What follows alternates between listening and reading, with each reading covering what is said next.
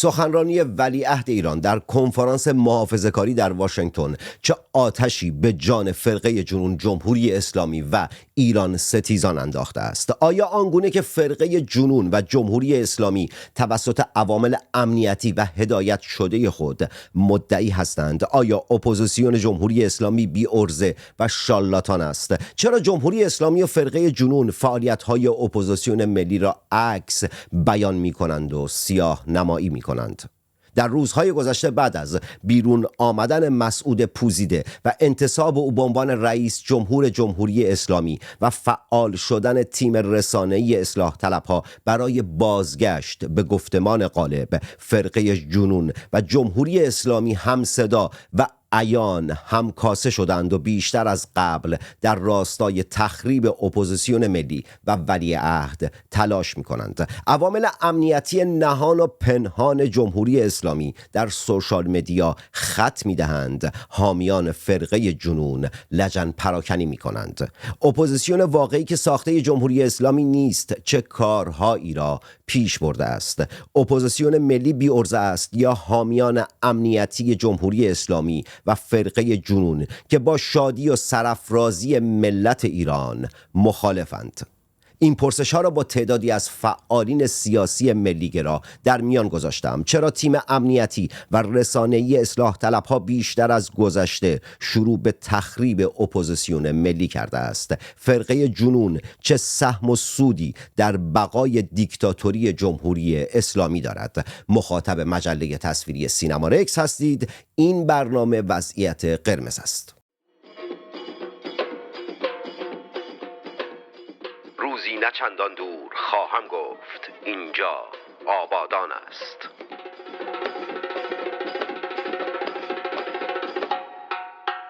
مهمان این قسمت از برنامه وضعیت قرمز بابک شکرابی است. بابک، سخنرانی شاهزاده رضا پهلوی ولیعهد ایران چه آتشی به جون جمهوری اسلامی و فرقه جنون انداخته که این گونه در این 48 ساعت گذشته دارن بالا پایین میشن؟ محمد، واقعیت قضیه اینه که این فرقه جنون و جمهوری اسلامی هرگز از هم جدا نبودن. اینا به واقع دو سر هستن بر یک پیکر. اگرچه همدیگر رو نمیتونن تحمل کنن، اما بدون دیگری هم نمیتونن ادامه حیات داشته باشن و به واقع اینا هرگز به دنبال آزادی ایران نبودن. بحث خودشون رو به درستی گفتن. اینا فکر میکنن انقلابشون توسط گروه دیگه دزدیده شده، از سر سفره انقلاب رانده شدن و به دنبال سهمگیری هستن. بیشتر از این هم نیستش. یعنی به همون لحظه که فکر میکنن سهمشون ممکن که دریافت بشه، فعالیتشون بر علیه جمهوری اسلامی بلافاصله کاهش پیدا میکنه و شروع میکنه به جبهه ملیگرای ایران حمله کردن. این قضیه مربوط به الان نمیشه، در طی 43 سال گذشته همین قضیه ادامه داشته. من قبل از اینم گفته بودم ببینید جمهوری اسلامی یک روایت تولید میکرده که اون روایت بسیار ناخوشایند بوده برای مردم ایران و بسیار اونو ریجکت میکردن و پس میزدن. علت این که جمهوری اسلامی همه این سالها ادامه حیاتش رو داشته این بوده که یک روایت‌های موازی بر علیه روایت ملی توسط این فرقه جنون تولید می شده و این باعث سردرگمی ملت ایران بوده. امروز ملت ایران به درستی راهشون رو انتخاب کردن. روایت ملی روایتی هستش که مقتدر هست، روایتی هستش که جا افتاده و روایتی هستش که داره جنبش ملی رو پیش میبره و خب طبیعی هستش که اینها به ادامه خرابکاری خودشون ادامه بدن.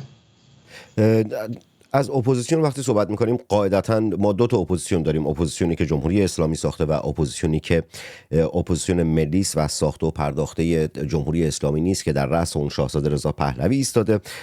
فرقه جنون عوامل امنیتی جمهوری اسلامی و دستیارانشون که به باور من همونطور که در ابتدای برنامه هم گفتم همه یک کاسه شدن، مخصوصا بعد از روی کار آمدن پزشکیان یا همون پوزنده. الان اونا دارن توهین میکنن، دارن نمیدونم حمله میکنن، تخریب دارن میکنن، مخصوصا بعد از سخنرانی که شاهزاده رضا پهلوی داشتند. این سخنرانی چه اهمیتی داشته و اینکه نیروهای سایبری امنیتی جمهوری اسلامی میگن اپوزیسیون شالاتان، آیا اپوزیسیون که اپوزیسیون ملی منظور ماست، آیا ما شالاتان هستیم یا اونها؟ من اونا رو اصلا اپوزیسیون حساب نمی‌کنم، هرگز اپوزیسیون جمهوری اسلامی حساب نکردم. همونطور که گفتم اینا رو روایت موازی تولید با جمهوری اسلامی، بنابراین اصلا اپوزیسیون محسوب نمیشه. تنها اپوزیسیون جمهوری اسلامی اپوزیسیون ملی بوده، به فرماندهی شاهزاده رضا پهلوی، نهاد پادشاهی بوده. حالا ما دوستان جمهوری خواه ملیگرایی رو داریم که برجت به این کمپ پیوستن و جدا شدن از اون گفتمان 57، ولی واقعیت قضیه اینه که تنها گفتمانی که اپوز میکرده جمهوری اسلامی رو همین گفتمان پادشاهی بوده. از همون بعد از ظهر 22 بهمن 57 این حرکت ادامه داشته و به مرور زمان قدرت گرفته و بیشتر شده. اینکه اینها این چنین به قول معروف جلز و ولز افتادن این هستش که ببینید شاهزاده میرن، من راجع به اهمیت سخنرانی ایشون میتونم ساعت‌ها صحبت بکنم، ولی اگه خیلی خلاصه بخوام بگم این هستش: ایشون میرن مشکل رو عنوان میکنن، راه حل رو ارائه میدن، به وضوح راه حل رو ارائه میدن، علت این که چرا این مشکل باید باش برخورد بشه رو بهش میپردازن، چرا این مشکل متفاوت هستش با اون چیزی که در 20 اندی سال گذشته در خاورمیانه دیدیم، چرا راه حلی که کشورهای غربی برای این مشکلات مشابه داشتن اشتباه بوده و چرا باید پرداخته بشه به راه حلی که بومی هست، میتونه در اون منطقه کار بکنه، میتونه در کشور ما کار بکنه. همه اینها رو به جامعه جهانی ارائه میدن. یک تصویر فوق‌العاده واضح، برخلاف یه سری آدمای ابله و نادان که هنوز سرگشته هستن، هنوز در تضاد با جمهوری اسلامی هستن، ولی وقتی به مسئله فلسطین و اسرائیل میرسن، حالا قبل از اینکه جنگ غزه شروع بشه بلافاصله موضع میگیرن در برابر خبرنگار اسرائیلی یا در خودشون رو در اون نبرد جهانی میبینن. خب اینا طبیعی هستش که موضع بگیرن وقتی که میبینن که شاهزاده این چنین به وضوح راه گذار از جمهوری اسلامی، راه گذشتن از جمهوری اسلامی رو به جامعه جهانی ارائه دادن و این حمایت رو ممکنه که مردم ایران دریافت بکنن از جامعه جهانی. اینا همونطور که عرض کردم بخشی از جمهوری اسلامی هستن، سر دیگری هستن بر پیکر جمهوری اسلامی. اگر اون پیکر دفن بشه، این سر هم با اون دفن خواهد شد. طبیعیه که موضع بگیرن، طبیعیه که تخریب بکنن، طبیعیه که فحاشی بکنن. اگر هم قدرت داشتن آنچنان که در ابتدای انقلاب انجام دادن، اعدام میکردن، ترور میکردن و غیره و ذالک. اگرچه ببینید اینا خیلی دوست دارن همه اینا رو ملامت بکنن به خامنه‌ای و خمینی و دارالدسته اونها، ولی واقعیت قضیه اینه که اینها دوش اونها در اعدام ها، شکنجه ها و غیره و ذالک شریک بودن. یکی از نکات مهم سخنرانی شاهزاده رضا پهلوی به باور من اون قسمتی است که برمیگرده میگه که من اینجا نیستم که از شما اجازه بگیرم تا جمهوری اسلامی را از بین ببرم و یا از شما بخواهم این کار را برای ما انجام دهید. ایران واقعی، ایران باستانی و ایران به زودی آزاد به دنبال حمایت شما نیست، به دنبال شراکت شماست، به دنبال تأمین مالی شما نیست، به دنبال دوستی شماست، زیرا منافع ما به طرز منحصر به فردی همسوست. خب وقتی که اینها عادت کردن که به خاطر فاند هایی که دارن میگیرن، به این خاطر که دستشون جلوی غرب همیشه دراز بوده، عادت به گدایی دارن، عادت به فاند دارن، عادت به این دارن که غرب و غربیان رو بالاتر از خودشون ببینن. وقتی میبینن که شخصی میاد این گونه صحبت میکنه، به باور من اون نقدی که مثلا نقد بی مورد و بی جایی که میزدن در سالهای گذشته به شاهزاده رضا پهلوی که نمیدونم همانند پدر بزرگ و پدر بزرگشون کاریزماتیک نیست، همون موقع هم یه برنامه‌ای ساختم و اشاره کردم آقا تعریف اینا از کاریزماتیک اصلا یه چیزیه که خیلی احمقانه است. شاهزاده رضا پهلوی بدون تردید پدر و پدر بزرگشون نیستن، خودشون هستند و یکی از حسن‌های مهمشون اینه که خودشون هستن. اصلا زمانه پدر و پدر بزرگشون نیست. معیارهای انسانی، معیارهای جهان امروز عوض شده و وقتی که اینگونه مستقیم به امریکا و به غرب میگه که آقا ما به دنبال شراکت با شما هستیم، از شما حمایت نمیخوایم، اینها به دنبال حمایت هستن. چرا؟ چون که هویت خودشون رو از حمایت‌های غرب به دست آوردن. اگر کامنتی در این مورد داری بگو، اگر نمیگم سراغ سوال بعدیم. خب طبیعی هستش که خودت خیلی خوب پوشش داری، طبیعی هستش که اینا ببینید بخشش درآمدزایی میشه برای اینا. یه مشت آدم‌های انگل که واقعا توانایی درآمدآفرینی برای خودشون رو ندارن و عادت کردن 40 و اندی سال رو تو مقایه، یه سری 3 سال پیش به این کمپین انگل ها پیوستن، یه تعداد چون 45 سال پیش داشتن این کار رو میکردن، با آویزان شدن به این دولت به آن دولت خدمت شما عرض کنم که امرار معاش کردن، چه بسا که زندگی‌های خیلی مرفهی هم برای خودشون تشکیل دادن. حالا یه سری آمار و ارقام میاد بیرون، ما می‌بینیم افرادی که خیلی بحث از عدالت اجتماعی یا نمیدونم غیر و ذالک میکنن، می‌بینیم که چه زندگی‌های مرفهی هم از طریق همین فاندها به دست آوردن. اما واقعیت قضیه اینه که اونها به دنبال ادامه حیات رژیم هستن. اگه رژیم ادامه پیدا بکنه، اینها هم برجت همین زندگی انگلیشون رو ادامه میدن تا لحظه که آخرین نفس رو بکشن. اون چیزی که شاهزاده اونجا مطرح کردن، شما بهش اشاره کردیم، این نکته مهم دیگه رو من بهش اضافه میکنم. ببینید ایشون براشون گفتن که ما نه تنها منافع مشترک داریم، بلکه ارزش‌های مشترک داریم و این خیلی مهمه. ببینید به عنوان مثال عربستان سعودی با آمریکا منافع مشترک داشته ولی ارزش‌های مشترک نداشتن مردمش. خیلی کشورهای دیگه در منطقه منافع مشترک داشتن در مقاطعی ولی ارزش‌های مشترک نداشتن. بهشون اشاره میکنن به زمانی که اعلیحضرت فقید در قید حیات بودن، روابطی که ایران با آمریکا به رهبری آقای نیکسون داشتن. ببینید اشاره میکنن در اون مقطع نیکسون ایران رو برای اون عنصر مهمی که تضمین کننده امنیت در خاورمیانه بود میدیدن، ایران رو به عنوان یک مهره جهانی که میتونست بالانس بکنه این تغییر و تحولات جهانی رو میدیدن و این خیلی مهمه. یعنی ببینید ما نه برده اینا هستیم، نه مستعمره اینا هستیم، نه غلام حلقه به گوش اینها هستیم. ما خودمون یک ملت هستیم، جدا از اون جایگاه تاریخی مهمی که داریم، جدا از منابع معدنی مهم و غنی که داریم، جدا از منابع انسانی بسیار بالایی که ازش برخوردار هستیم، فرهنگی که داریم در منطقه از جهان که قرار گرفته میتونیم یک بافر زون باشیم که مانع رشد و گسترش این فناتیزم بشه تو در جهان. همه اینا رو ما با هم دیگه در اختیار داریم. حالا دولتی غیر ملی بر ما داره متاسفانه حکومت میکنه و ایشون میان همه اون راه حل ها رو ارائه میدن. یعنی در عین حال که به اونها یادآور میشن که ما نه به دنبال این هستیم که شما پول بگیریم، میخوایم از شما پول بگیریم، نه میخوایم شما رو هدایت بکنیم به یک مسیر ناپایان این که بخوایم به ما کمک مالی بکنین چنانچه این هم گروه انگل ها انجام میدن. ما داریم به شما برمیگردیم میگه ما هم منافع مشترک به شما داریم، هم ارزش‌های مشترک به شما داریم و این خیلی مهم بود به نظر من. دو تا نکته رو بگم بعد سوال بعدیم بپرسم ازت. امیرحسین اعتمادی در ایکس خودش نوشته که یک تصویری از شاهزاده رضا پهلوی در پارلمان اروپا در بروکسل منتشر کرده. نوشته که برگی از تاریخ در فوریه 2023 وقتی شاهزاده رضا پهلوی از سوی چارلی وایمرز و گروه پارلمانی برای سخنرانی در پارلمان اروپا دعوت شدند، فرد اصلی فرقه جنون با اصرار از ایشان خواست که حضورشان در پارلمان اروپا را لغو کنند، با این ادعا که چارلی وایمرز و گروه پارلمانی او راست افراطی و بدنام هستند. پاسخ شاهزاده به این درخواست منفی بود، با تاکید بر اینکه برایشان منافع ملی ایران اولویت اصلی را دارد و برای رساندن صدای مردم با همه صحبت می‌کنند. ضمن اینکه گفتند چارلی وایمر دوست خوب مردم ایران است و مواضع افراطی ندارد. چند روز گذشت تا اینکه از طریق دفتر چارلی وایمرز مطلع شدیم که همان فردی که با اصرار تلاش کرده بود سخنرانی شاهزاده در پارلمان اروپا لغو بشه، به واسطه افرادی پرنفوذ میخواهد خودش را به برنامه غالب کند و کنار دست شاهزاده و چارلی وایمرز در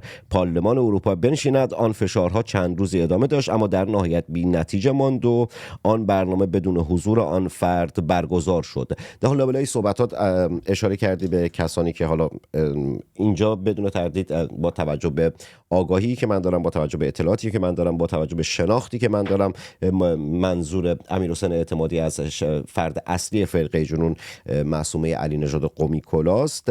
یکی از حمله هایی که به شاهزاده داره میشه اینه که آقا چرا نمیدونم در جمعی که همه راست افراطی هستن رفته و این حتی در شبکه فارسی زبان سعودی که یک مناظره‌ای گذاشته بودن بین دو نفر، ما دیدیم که عملاً مجری فارسی شبکه فارسی زبان سعودی تمام زمان رو داد به کسی که داشت به شاهزاده حمله میکرد و همین چرندیات رو داشت میگفت که نمیدونم مکان مهمه، رسانه مهمه که گفته از چه رسانه‌ای داری پخش میشه، در حالی که اگر افتخاری وجود داره، اگر هویتی وجود داره، اگر چیزی وجود داره برای تمام ایرانه و اصلا مهم نیست، همونطور که شاهزاده بارها تکرار کرده، اصلا مهم نیست که از چه رسانه‌ای صدا داره پخش میشه، کجا داره صحبت میکنه، منافع ملی ایران و ایرانیان واسش مهمه. به گفته های شاهزاده اصلا نپرداختن، هدفشون فقط حمله کردن بود که به باور من این حملهایی که شبکه فارسی زبان سعودی بعد از سخنرانی شاهزاده رضا پهلوی کرده و باز هم داره تکرار میکنه صرفا از همون فرد اصلی فرقه جنون یعنی معصومه علی نژاد قمی کلا میاد و اون پشت این قضیه هست. تصور من بر اینه، میتونم اشتباه باشه، در حالی که بعید میدونم اشتباه بکنم با توجه به آگاهی، شناخت و تجربه کاری و همکاری که در رسانه‌های متعدد با افراد مختلف داشتم. اما بیام در مورد بحث کانادا و یه اشاره کوچیکی کردی به افرادی که حالا وابستگیایی نمیدونم فلان داشتن و اینجور چیزها که تصور میکنم منظورت حامد اسماعیلیون بود. آقا کانادا الان در لیست سپاه پاسداران رو در لیست تروریستی قرار داده. چطوریه که وقتی که یک کشوری یک تصمیمی میگیره که برای من و توی ایرانی خیلی خوشایند اون تصمیم که سپاه یک سازمان تروریستی اعلام بشه، بعد ایران اینترنشنال شبکه فارسی زبان سعودی میاد طوری رفتار میکنه که انگار قهرمان این تصمیم فرقه جنون، حامد اسماعیلیون و مسیح علی نژاد و اینها بودن. آیا اینها دخیل بودن در این تصمیم گیری؟ آیا اینا سهمی دارن در این تصمیم گیری و اصلا کانادا واسه اینها اهمیتی، اصلا اینها رو آدم حساب میکنه که بخواد با اینا مشورت کنه و بر اساس خواست و یا بر اساس گفته و مشاوره اینها این کارو بکنه، یا منافع ملی خودش رو در نظر گرفته؟ پشت دروغ، ادعای دروغین. ببینین خب با اینا مشاوره کرده بود. خود آقای اسماعیلیون در راجع به مشاوره‌ای که داده بودن گفتن، خودشون برگشتن گفتن تقاضا کردن که سپاه پاسداران در لیست تروریستی قرار ندن. همون موقع من و یارانم در اینجا اعتراض کردیم، گفتیم خب شما چه اطلاعاتی دارین؟ چه مقدار از سربازان سپاه پاسداران در کانادا دارن زندگی میکنن؟ چه تعداد از عوامل جمهوری اسلامی در اینجا دارن زندگی میکنن؟ ما باید برآورده هزینه رو داشته باشیم دیگه. اگر قرار بشه که به عنوان مثال یک هزینه خیلی سنگینی به کانادا و به ایرانیان کانادا تحمیل بشه به خاطر حضور پرقدرت عوامل رژیم و بهایی که باید براش پرداخت بکنیم، به عنوان مثال این باشه که حالا 100 نفر، 150 نفر، 1000 نفر، 1500 نفر از افرادی که افراد بیگناه بودن و در سپاه فقط خدمت کردن حالا مثلا نتونن سفر بکنن برن امریکا و کماکان فرصت این رو پیدا خواهند کرد که در دادگاه کانادا کیس خودشون رو ارائه بدن و غیر ذالک. هزینه سنگینی نبود که پرداخت بشه. بنابراین ما دقیقاً در جریان هستیم بر اساس صحبت‌های خود آقای اسماعیلیون که مشاوره‌ای که ایشون به دولت کانادا دادن چی بود. اما علت این که چرا سپاه پاسداران توسط دولت کانادا بعد از 6 سال که در پارلمان تایید شده بود بالاخره تبدیل به قانون شد، علتش این بود که در یک قسمتی از شهر تورنتو یک انتخابات زود هنگامی داشت انجام میشد، به قول معروف رایدینگ بهش میگن اصطلاح انگلیسی، این منطقه که درش انتخابات انجام میشد برای بالغ بر 30 سال توسط حزب لیبرال کنترل شده بود و کلا در کانادا شهرهای بزرگ همیشه به لیبرال ها رأی دادن.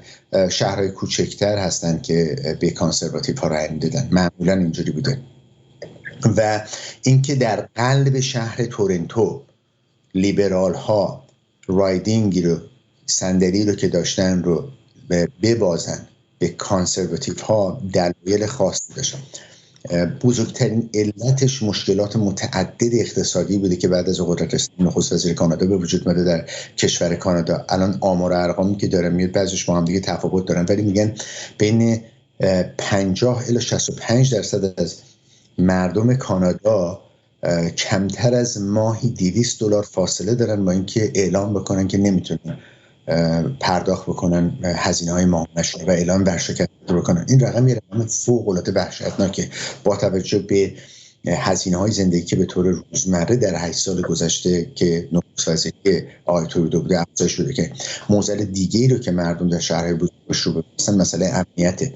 اینکه آماری اومده بود بیرون، اگر اشتباه نکنم یه رقم وحشتناکی بود، گفته بودش که در هر ساعت 16 تا ماشین در تورنتو داره دزدیده میشه، همچین رقمی بود.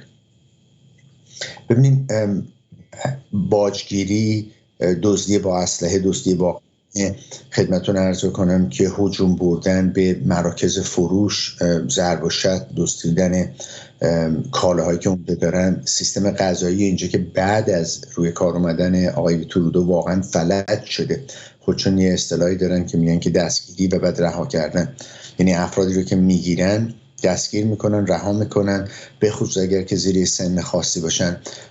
اینقدر دادگاه های اینجا درش پرونده انبوه انباشته شده که اصلا نمیتونن برسن و مجبور شدن، زندان هاشون انقدر پر شده که مجبور شدن دسته‌بندی بکنن. به عنوان مثال اگر که اینجا الان پلیس برسه زمانی که از یک فروشگاه داره دزدی میشه، اگر مبلغ دزدی کمتر از $1000 باشه، پلیس حتی شخصی رو که داشته دزدی میکرده رو به اداره پلیس هم نمیبره، از اونجا همونجا اطلاعات ازشون میگیره، کالای دزدیده شده رو از اونها پس میگیره و بعد رهاشون میکنه. خب ببینید اینا شرایطی بوده که باعث شده که دولت کنونی کانادا که هیچ پاسخ، هیچ راه حلی برای این مشکلاتی که خودش آفریده نداشته، اومده جمهوری اسلامی رو که به واقع و سپاهپاسداران که به واقع خطر امنیتی برای دولت کانادا محسوب میشه، برای کشور کانادا محسوب میشه، به عنوان یک خطری که از بیرون داره ما رو تهدید میکنه رو برجسته کرده که بدین وسیله بتونه به نوعی توجه ها رو معطوف بکنه به این قضیه و منحرف بکنه از وقایعی که مردم کانادا دارن باش دست و پنجه نرم میکنن. و شکست حزب لیبرال در این منطقه و در قلب شهر تورنتو، جایی که 30 سال واقعا دامینیت کرده بودن و کنترلشون رو داشتن، باعث شد که حتی فشارهای از درون حزب لیبرال وارد بشه به آقای ترودو که از ریاست حزب لیبرال باید پایین بیاد، پاشو بکشه کنار و غیر و ذالک. همه اینا داره صحنه رو آماده میکنه برای انتخابات فدرال که سال آینده برگزار خواهد شد. یعنی میخوام بهتون بگم تمام این صحبت هایی که کردم عواملی بوده که مؤثر بوده در تصمیم گیری دولت کانادا. اما در بخش اجرایی، حالا ببینید دولت کانادا این رو واقعا برای انحراف اذهان انجام داد. حالا ممکنه 3-4 نفر رو هم از اینجا دیپورت بکنن، بفرستن برن بیرون، ولی از چندین سال پیش، حداقل 4 سال پیش، اون گزارشی رو که من مطالعه کردم حداقل 4 سال پیش شد، قبل از اون اگه گزارش‌های دیگه به دولت کانادا رسید که اصلا بحث دیگه است، منابع امنیتی کانادا اعلام کرده بودن دولت کانادا باید به اونها منابع جدید انسانی و مالی اختصاص بده و تو اون مقطع زمانی گفته بودن که با تمام ظرفیتشون دارن فعالیت میکنن و این کشور کانادا رو در یک ریسک بزرگ قرار میده. یعنی هر اتفاق دیگه بیفته اینها واقعا توانایی رسیدگی و به قول معروف اطلاعات رو بررسی کردن و آنالیز کردن رو نداره. حالا دولت کانادا اومده اینو اعلام کرده. الان شما نگاه کن 4 سال پیش وضعیت دولت کانادا این بوده، وضعیت دستگاه امنیتی کانادا این بوده. حالا دولت کانادا اومده الان اعلام کرده، ولی تا به این لحظه نگفته آیا بودجه اضافه‌ای لحاظ مالی اختصاص میده، آیا منابع انسانی رو استخدام میکنه. بعد این منابع انسانی که استخدام میکنه نیستش که مثلا برگردن بگن آقا شما لیسانس مثلا فلان داری بیا ما استخدام بکنیم. اینا افرادی هستن که باید برن ترین بشن، آماده بشن، تعلیمات بهشون داده بشه. این تعلیمات چند سال طول میکشه که اینا بتونن داده ها رو جمع آوری بکنن، بررسی بکنن. این افرادی باشن که باید دارای صلاحیت باشن. هیچ کدوم اینا رو نگفته. از اون مهمتر سیستم قضایی کانادا هستش که پاسخی نداره برای این قضیه. کسی که خدمت شما عرض کنم که دروغ نگفته باشه، اینجا سیتیزنشیپ و شهروندی کانادا رو گرفته باشه، تعریف خاصی نداره که اگه فعالیت‌های انجام داده باشه که اون فعالیت‌ها بعد از اینی که این سیتیزن شده بر علیه امنیت ملی کانادا باشه، این آدم بخواد اخراج بشه یا اموالش بخواد مصادره بشه. یعنی سیستم قضایی هم دوباره باید بیاد راجع به مسائل بشینه صحبت بکنه، تعریف‌های درستی ارائه بده. ولی از همه مهمتر یک کلمه خیلی کلیدی و دولت کانادا با زیرکی در درون این قضیه به قول معروف پنهان کرده، اون این بودش که نیت. یعنی یکی الان دستگیر میکنن، برمیگردن میگن که آقا شما با عوامل جمهوری اسلامی همکاری داشتیم. مثل هر شهروند دیگه این شخص حق داره که بخواد از خودش در دادگاه ها به شکل منصفانه دفاع بکنه. وقتی میره تو دادگاه، وکیل مدافع اون به راحتی میتونه برگرده بگه بله موکل من با آقای حاج آقا فلانی مبادلات مالی داشته، با هم دیگه رفت و آمد داشتن و همه اینا، ولی نیت ایشون این نبوده، چون ایشون اصلا در جریان نبوده حاج آقا فلانی عامل رژیمه و این پولها رو داره برای رژیم شستشون میکنه و غیر و ذالک. عملا تو هیچ دادگاهی اثبات نیت، به خصوص وقتی که موکل مجبور نیست صحبت بکنه، غیر ممکنه محمد. یعنی همه اینا رو عرض کردم خدمتتون بگم که اولا که این پیروزی فقط ظاهریه و تا زمانی که به درستی اجرا نشه هیچ تأثیری نداره. تنها زمانی به درستی اجرا میشه که حزب کانسرواتیو قدرت رو در دستش بگیره و تک تک قول هایی که داده در این رابطه رو اجرایی بکنه. این اون زمانی هستش که این میتونه یک پیروزی برای ما محسوب بشه. حالا با توجه به همه چیزایی که به شما گفتم، یه سری اومدن مسائل میگن رقص روحوزی رو انداختن که یک دو نفر اینجا قهرمان بکنن، میگن به خاطر فلانی بود که اینجا شد. اصلا چنین نبوده. خب یه جمله‌ای که بابک گفت که من یادم رفت چی بود، که گفتم که اشاره کردی به حامد اسماعیلی. اون جمله‌ای بود که برگشت گفت که کسانی که حاضر نبودن با خبرنگار اسرائیلی صحبت کنند. حامد اسماعیلی اون سال گذشته، 1 سال و نیم گذشته، با روزا پرتو خبرنگار یهودی هست که ساکن اسرائیل و هلند هست که خبرش رو همینجا در مجله تصویری سینما رکس واسه اولین بار من منتشر کردم. بعد ما بقیه رسانه‌ها اندکی بهش پرداختن که برگشت و گفته بود که من با روزنامه‌نگاران اسرائیلی مصاحبه نمی‌کنم و صحبت نمی‌کنم. اشاره به اون کرد که من اون سوال رو پرسیدم، بعد نیاد بگید حرف داخل دهن مهمان گذاشته، هم چیزی نبوده. بعد نکته بعدی در مورد بحث تروریستی اعلام کردن، خب باور من بر اینه که حالا ما بقیه کشورهای اروپایی هم کم کم این کار رو خواهند کرد. اصولا وقتی غرب یک تصمیم به این کلانی میگیره، حالا هر چقدر نمایشی باشه و اینها، یک هماهنگی دارن با یکدیگر که بتونن سیاست‌های کلیشون رو همزمان با یکدیگر و در یک راستا جلو ببرن. در روزهای گذشته هم دیدیم که آلمان درخواست داد و بعدم هلند بهش پیوست و احتمالش هست که این اتفاق بیفته. سوال آخری که ازت دارم بابک اینه که فرقه جنون که حالا یا از سیستم امنیتی دارن دستور میگیرن یا از فرد اصلی فرقه جنون دارن اطاعت میکنن و اینجور چیزها، در روزهای گذشته شروع کردن دارن میگن آقا نمیدونم اپوزیسیون، که منظورشون ملی گرایان هستن، چون به جز ملی گرایان اپوزیسیونی دیگر وجود نداره، اگر هم هست ساخته و پرداخته خود جمهوری اسلامیه. به مجاهدین هم که اصلا ما کار نداریم، اونها رو جزء جامعه آماری مبارزاتی ایران در نظر نمیگیرم. من به شخص شاید خیلیا بگیرم، واسه من اینگونه نیستند. بعد به ملیگرایان میگن نمیدونم شیاد و شارلاتان و هیچ کاری نکردی. آقا ملیگرایان کاری به 40 سال گذشته ندارم. در 2 سال گذشته ماها چه کار کردیم، اونها چه کار کردن؟ 2 دقیقه 3 دقیقه اگر پاسخ بدی ممنونت میشم. ببینید، برای اینکه یک انقلاب صورت بگیره شما باید آلترناتیو داشته باشید. شما اگه یک پیرن توی کمدتون داشته باشین، نمیدونم پیرن رو دور بندازین مگر اینکه یک پیراهن جایگزین برای اون داشته باشین. ملت ایران متاسفانه توسط فرقه جنون دست در دست جمهوری اسلامی گذاشت و این فرقه جنون و ملت ایران رو منحرف کرد از اینکه بخوان یک آلترناتیو مشخص داشته باشن. اتفاقی که سال 95 در مزار کوروش افتاد این بودش که مردم آلترناتیو خودشون رو فریاد زدن و اون گفتمان ملی بود. در طی 7-8 سال گذشته این گفتمان ملی بوده که داشته قدرت میگرفته، اقتدار اجتماعی پیدا میکرده و قهرمانهای خودش رو داره فریاد میزنه. اسطوره های ما فرق داره با اسطوره های 57، قهرمانان ما فرق دارن با 57. تاریخ که ما بهش دستاویز میشیم برای رسیدن به فردای روشن فرق داره با اون چیزی که اونا به دنبالش هستن. همه اینا کمک کرده که اتفاقا این گفتمان ملی بیشتر و بیشتر فاصله بگیره از فرقه جنون و فرقه جنون بیشتر و بیشتر هم جنس بودن و هم ماهیت بودن خودشو با جمهوری اسلامی نشون بده.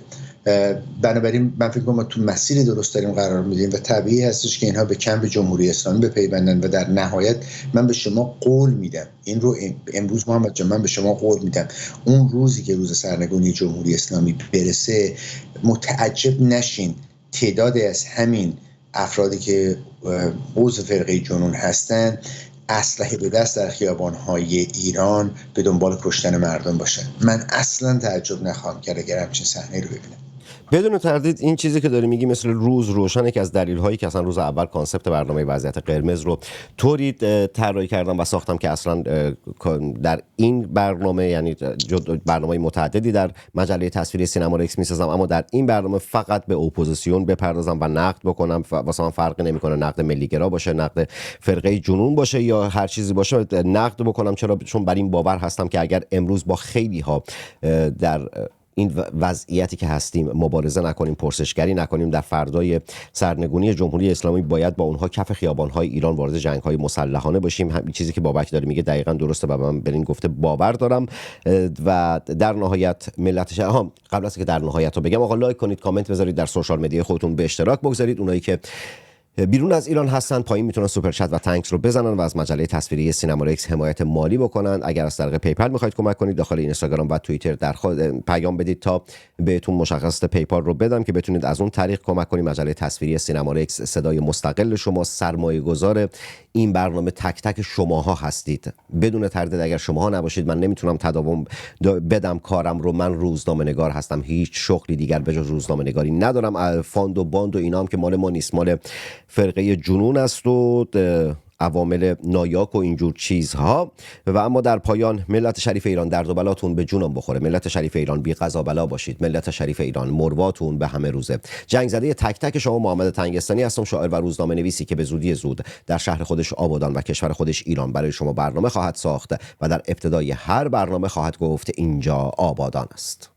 علامتی که همتون میشنوید اعلام خطر یا وضعیت قرمز است و معنی و مفهوم آن این است که حمله هوایی انجام خواهد شد.